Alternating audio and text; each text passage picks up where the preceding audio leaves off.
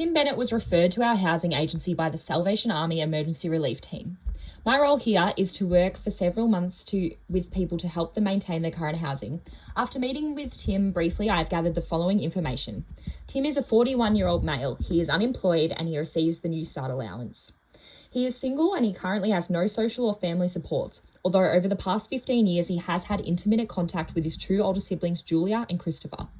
Tim reports that his general health is poor. Tim was released from prison 2 years ago following an 8-year sentence.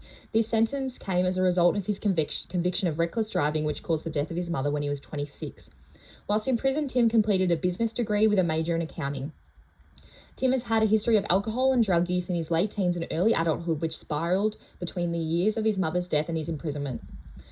Whilst Tim was in prison, he accessed a detox and rehabilitation program, and he has now been sober from both alcohol and drugs for 10 years.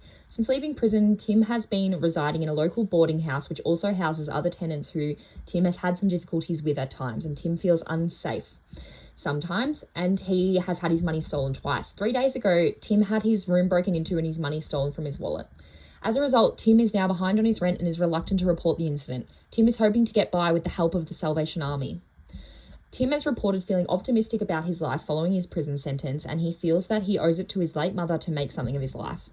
Tim plans to move to the country in order to be away from his vices. He wants to find work in the business or accounting field and would like to reconnect with his father and his siblings. In summary, I will use Harm's 2010 multidimensional approach to formulation. While keeping in mind that we are only aiming to focus on changing things that Tim identifies as a problem. In Tim's inner world, he reports that he is in poor general health. It would be beneficial to talk to him and understand whether he views this as something he would like to address. Also in Tim's inner world, it may be important to keep in mind with our interactions his past trauma.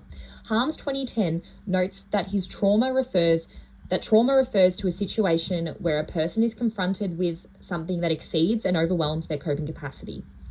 The trauma of the death of his mother and the related court proceedings and prison sentence can have a long-term impact on his psychological and physical functioning. Since Tim is optimistic about his future, it can imply post-traumatic growth. This can be a great motivating factor and can provide Tim with empowerment when working to complete his goals. It is important that we don't discuss his past unless, of course, he would like to and believes it's an ongoing problem. In the relational dimension, Tim reports having no social or family supports. This may be a challenge when he is working to achieve his goals. Tim discussed at some point he would like to get in touch with his family, so it'd be useful to gauge with Tim how important that is for him. In the social dimension, Tim has the other tenants of the local boarding house in which he lives. He notes that he sometimes feels unsafe around them. It is important that we work together to increase his safety in this house around the other tenants so that he can continue to live here. In the structural dimension of Tim's life, he accesses the New Start allowance, which funds his housing in his life. Based from the ideas from Goodman 2020, Tim may experience discrimination in society, particularly in the job market. Goodman 2020 discusses the discrimination that people with a criminal record are faced with when applying for jobs, and this may make it difficult for Tim to enter the workforce. This may be something just to keep in mind when working with Tim, as he did say that he would like to find work. Tim's main issue that he has approached our agency with is his inability to pay his rent due to theft. Thus, this can be identified as the main problem, which he may wish to address as a priority. According to Connie and Metcalf 2009, solution-focused therapy is an approach to working with people that is present and future-focused. It is goal-directed and adopts a strength-based approach, which implies that the service user has the solutions to their problem and the ability to solve it. Given that Tim is motivated to make changes in his life, he is optimistic and he has already mentioned what his goals are, solution-focused therapy would be a great approach to addressing his problems over the next few months. Another reason that solution-focused approach would be useful here is that Tim requires help in the short term to afford his rent and maintain his housing, and this approach has a direct focus on working towards solving problems. D. Shazer and Dolan 2007 note that the underlying therapeutic principles of solution-focused therapy include having a positive solution-focused stance, looking for previous solutions which the service user has utilized in the past, and looking for exceptions, which involves looking at times where a problem could have occurred for a service user but it didn't, and then exploring why it didn't occur. D. Shazza and Dolan 2007 also discussed the key principles of questions versus directives, which acknowledges the importance of using questions as a primary communication tool. They discussed also the importance of present and future focused questions, as we are trying to look towards the future to solve problems by working in the present. D. Shazza and Dolan 2007 acknowledged the importance of using compliments as well as gentle nudging to do more of what is going right for the service user. In Tim's case, I would certainly compliment him on his resilience that he has shown throughout his life, as well as complimenting him on his sobriety and his degree, and acknowledge that these are all great achievements. I may also ask him what is going well for him and suggest that he continues to do this. A specific intervention that I will adopt when working in a solution-focused way with Tim is scaling questions. D. Shazza and Dolan 2007 state that these involve inviting a service user to put their observations, impressions, and predictions on a scale from 0 to 10. A way in which I may use these questions initially with Tim is by trying to get a sense of how motivated he is to achieve his goals and solve his problems.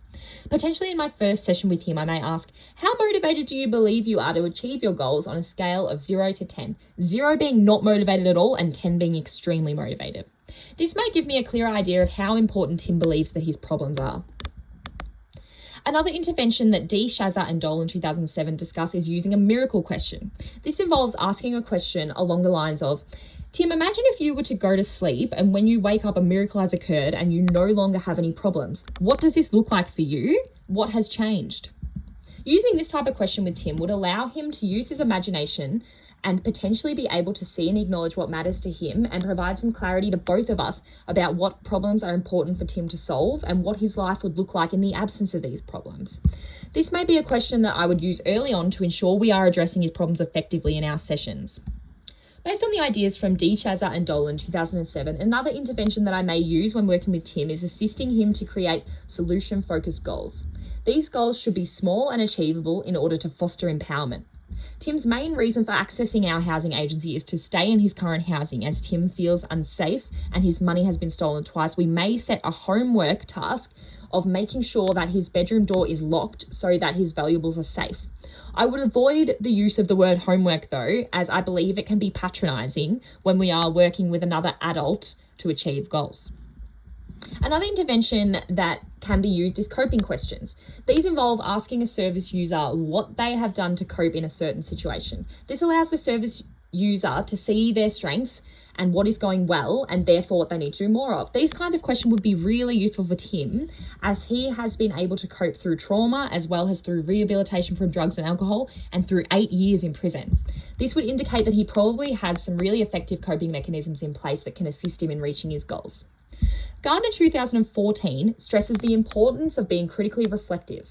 In order to work with integrity and be a high quality worker, I have to acknowledge how my sense of self in interaction affects the interactions that I have with service users. While working with Tim, I will engage in critical reflection to ensure that our sessions are as useful as possible. I will utilise Gardner 2014's two-stage model of critical reflection to look at my interactions with Tim. It was jarring for me at first hearing about his conviction of driving recklessly, which ultimately led to the death of his mother. I felt deeply saddened for the entire family. This is likely due to my strong family values. I need to make sure that I'm not bringing up this incident and trying to talk to Tim about it, as it is not helpful when we are working in a solution-focused way, as we should be focusing on the present and on the future. Thus, if I bring this up, he may feel judged and potentially re-traumatized. It could make it less likely for him to be vulnerable. Initially, my thoughts about Tim being unemployed were that maybe he's not motivated and he should look for a job. I believe this stems from the value that I place on working. I have worked since I was 14 and I believe that it gives me a sense of purpose and empowerment. Perhaps this view is influenced by the society in which we live. Patmore, Belnave and Marjovic 2021 note that we live in a neoliberal society whereby we value free market capitalism in which people should work and not be on welfare. Again, if I was to let these initial thoughts impact my interactions with Tim by heavily encouraging him to start working, then when he may not view that as a priority, he would likely feel judged and that the sessions aren't helpful. At first, when Tim told me that he has no social or family support, I felt very sorry for him, and I regarded this as a huge problem. This is likely because I highly value my time spent with family and friends. I need to ensure that I am not forcing Tim to address this, as while working in a solution-focused way, if Tim doesn't view this as a problem, then it is not a problem, and the focus should be on what he does see as a problem. If I pressure Tim to make social connections and he does not want to, he may not see the value in our sessions, and therefore he may not reach his desired goals. Based on the ideas from De Chakaran et al.